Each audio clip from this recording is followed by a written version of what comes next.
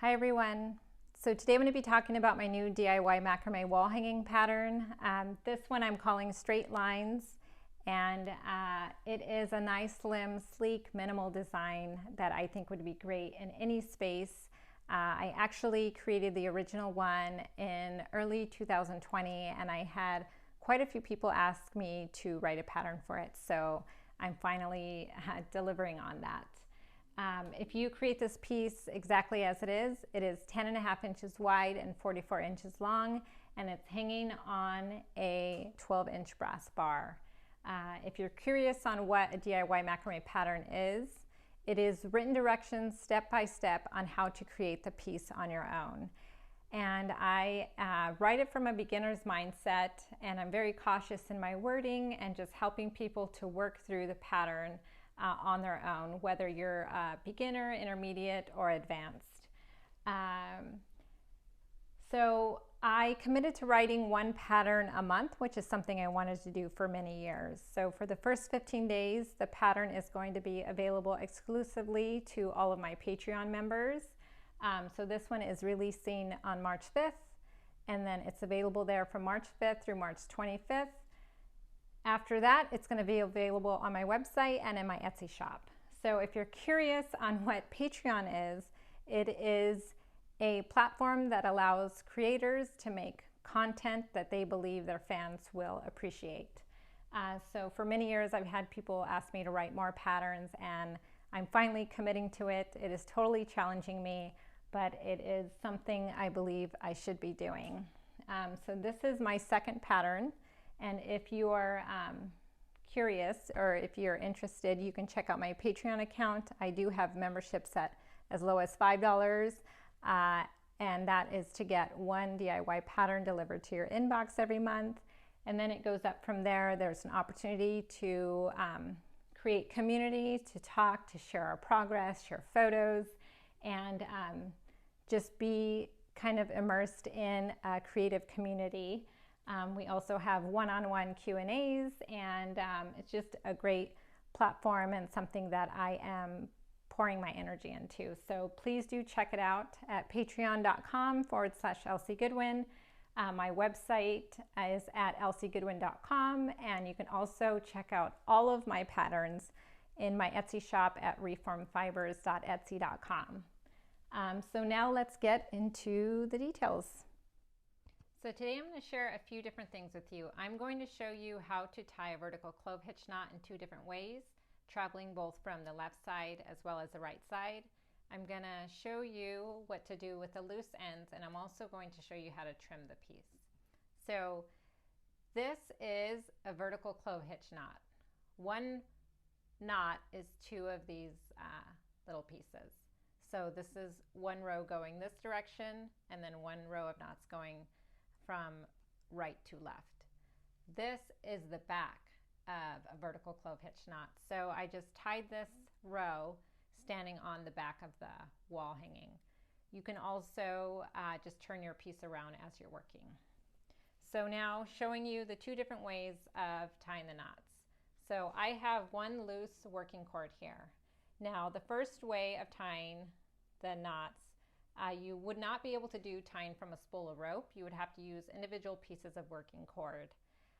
But the second way, which I will share, is going to, you can actually work straight from a spool of rope without cutting. So to get started, you're going to have your loose end, you're going to tuck it into the back of your work, and you're going to wrap it around clockwise. So let's pull this out here, and I'm going to show you. We have clockwise here. And ultimately, your knot is going to end up looking like this. So we're going to imagine clockwise, counterclockwise, but you're going to end up rotating the knot so you see the front of it like so. So let's place the loose end in the back and go around clockwise. And you're going to pull through the loop. Now, doing it one time is not secure. Your knot would fall over time. So you got to wrap it twice. So let's go again, clockwise, pull through the loop from back to front, and tighten up. So now we added one vertical clove hitch knot. I'm going to do that 2 other times, and then I'm going to show you the other way of tying the knot. So we're creating the loop, going around clockwise once, and then tightening it up and rotating so we see the part of the cord that we want to. Again, clockwise around, pull from back to front, and tighten up. We'll do that one more time. Another thing to point out is we're wrapping around 2 filler cords. So the 2 cords are acting as one. We're going around clockwise, pulling through the loop from back to front. Doing it once, going around again, and pulling through from back to front. Now, the way that I like to tie a bunch of vertical clove hitch knots is a little tricky, but it is faster. And it only works if you're working from a spool. So you would have your working cord. You would start it the same way. You would do the original way to start your first one, but then from there on you would do it this way. So we are going to go clockwise once, and we're going to go clockwise again, and you're going to match the 2 loops up, and you're going to pull your filler cords through. And it is tricky, and it does take some work and practice, but it is worth it. And then you tighten up. So again, clockwise once, clockwise twice, stack up the cords, and then you pull through. So pull your filler cords through once, twice. I'm going to go ahead and show it one more time. Around clockwise once, clockwise a second time, stack up the cords, and then pull your filler cords through.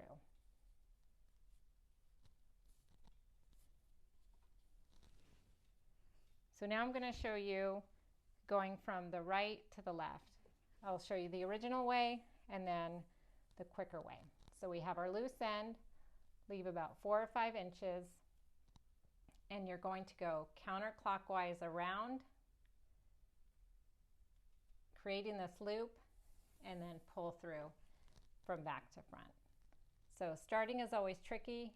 Go once, go around a second time, pull through from back to front. So now we have another loose end, which I'll show you what to do with in a little bit. So again, we're going to go counterclockwise,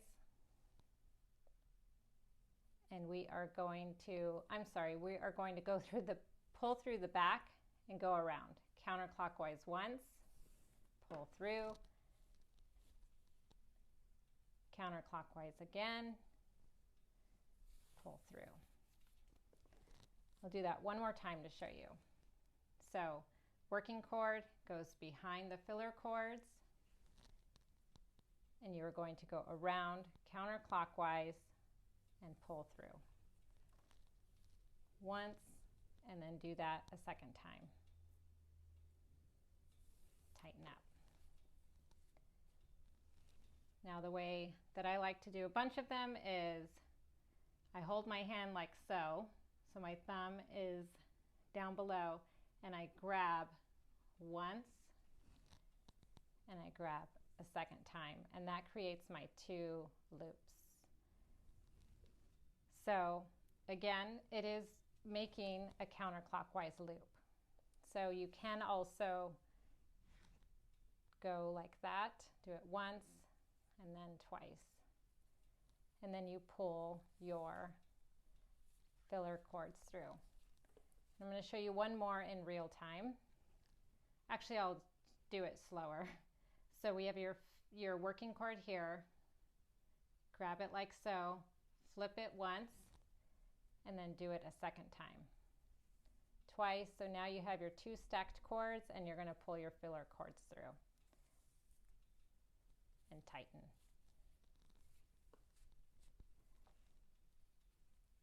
So now I'll show you with the loose ends.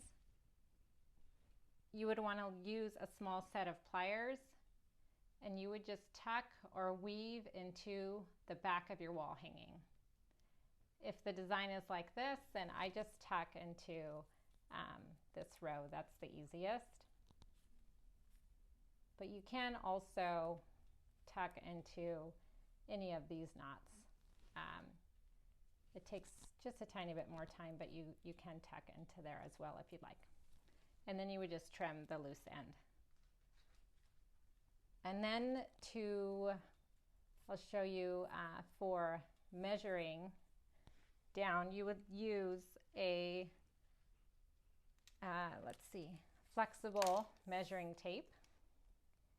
And you would just go down to the last row of knots, measure down however long you want it to be, and you just cut your cords. I like to start at the center and then work my way out in each direction. So hopefully that is helpful. Please give a thumbs up, subscribe, share with a friend, all that good stuff. Thank you so much.